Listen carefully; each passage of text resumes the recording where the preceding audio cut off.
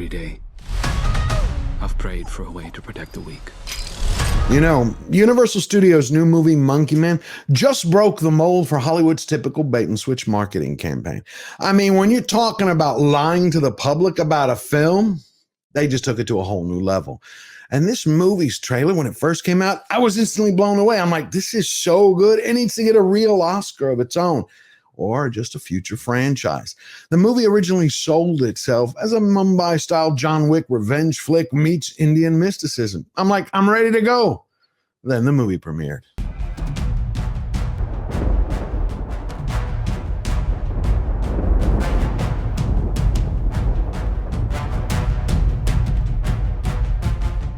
Hollywood is raving about Monkeyman. So was I, for the first 36 minutes.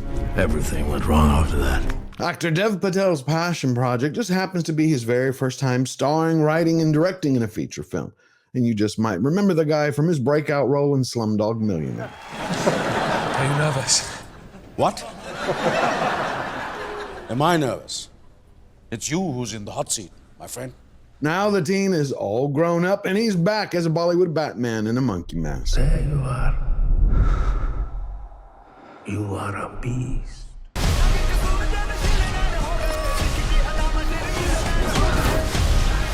While watching some of the scenes from the trailer about a vigilante on the mean streets of India, sounds like a pretty good story.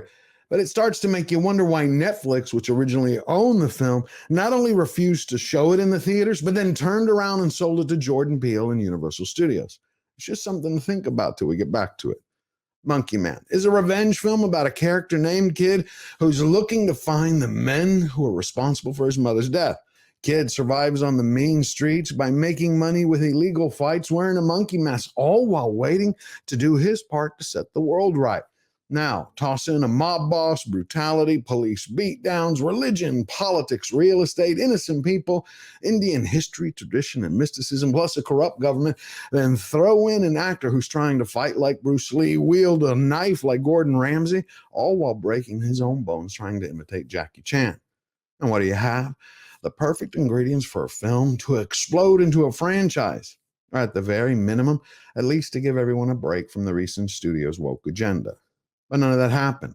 Instead, what happened was we got knocked down and laid out on the floor as if we had attended a Hollywood celebrity party. And talk about trans representation in the movie.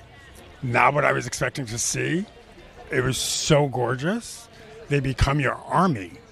Yeah, I mean, for me, I think, this is an anthem for the underdog, the voiceless, the marginalized. The first part of the film is straightforward. You got a wham-bam body slam of bone crunching, all fueled by Dev Patel's supercharged charisma. It is only his outstanding acting that gives you any chance to ignore all the overuse of close-up shots, which are going to spend half the time of the movie trying to fight that sensation of claustrophobia. Of course, that's when you're not learning what it's like to live inside of a juice blender with all the early 2000s shaky action cam shots. Now take that, put it together with bad pacing and a surprising secondary storyline about cross-dressing community, and now you know what killed the movie. Really wanted to get real, members of the LGBTQ plus community. And You fucked it up! You fucked it up! being around these guys and what the story meant to them and being represented in a film like this. Yeah, well, that's just like your opinion, man.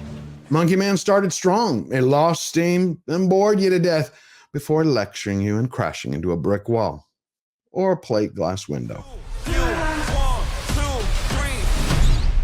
So perhaps Netflix sold the film to Universal Studios because they were worried about the ultra-violence which was verging on horror-styled gore, maybe turning people off. Or perhaps it was they had some foresight and thought the same reasons that critics would one day heap praises on this film all the way to the heavens would be the very same reasons that would make the movie a flop and turn away everyday audiences. It's about representation. It's about, representation. Representation. He's doing it again, Sarge! One thing's for certain, once Monkeyman premiered, everyone in the media stated exactly why they loved it.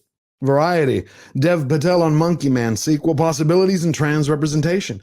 This is an anthem for the underdogs, the voiceless and the marginalized. Screen Rant, this is an anthem for the underdogs, why Monkeyman's trans representation is vital to the film. There's plenty more headlines like that. but you get the picture.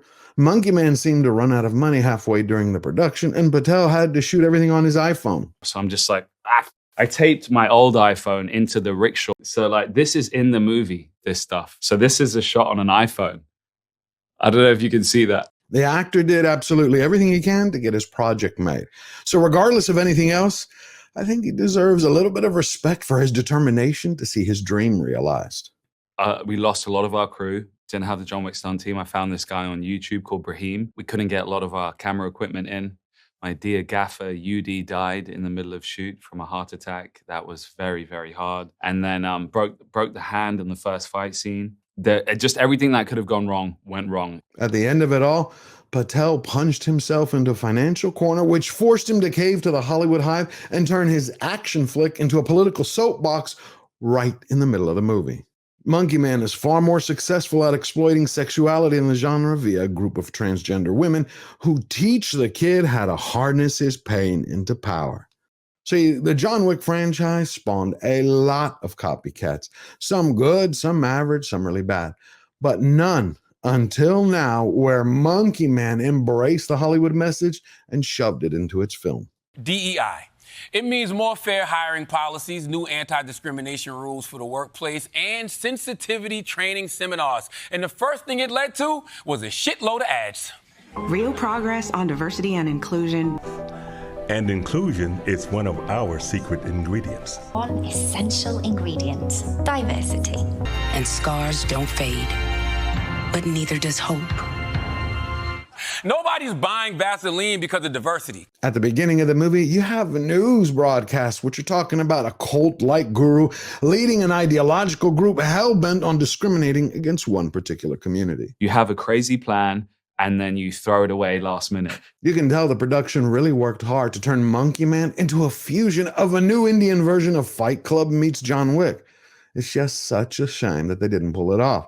But that's exactly what happens when you rip the news from the headline, stuff it into your script, and then hold a social justice symposium. You're going to kick the audience out of the story.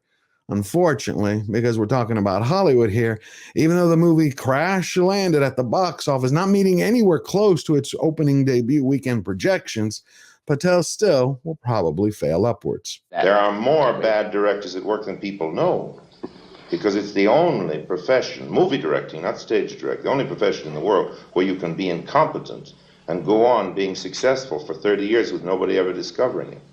Let me just tell you, I love great surprises in a movie, but nothing, absolutely nothing turns viewers off faster than a studio trying to lecture and lie to them. Damn straight! Honesty is what builds relationships. Lies just show that the studio was quaking in their boots and had no intentions of coming clean about what was in the movie. That's why they created a trailer and promised one thing and delivered another in the film, when all they really had to do was something simple. Tell the audience up front what the movie's about and then let them decide. But outside of that, some movies are made for the big screen. Some are made to be streamed. Others are made just for the message. This film combined all three to make a mess. So if you happen to want to go watch it out of curiosity, just make sure you get up after the 37-minute mark, because Monkeyman is the cinematic equivalent of a beautifully wrapped box of disappointment. Now, if you enjoyed the video and found value in it, hit the subscribe button, leave your thoughts in the comments down below, and share it with everyone you know. And if you want to win every battle and stay true to yourself, all you have to remember is, we never bow down, we never bend the knee. Always forward.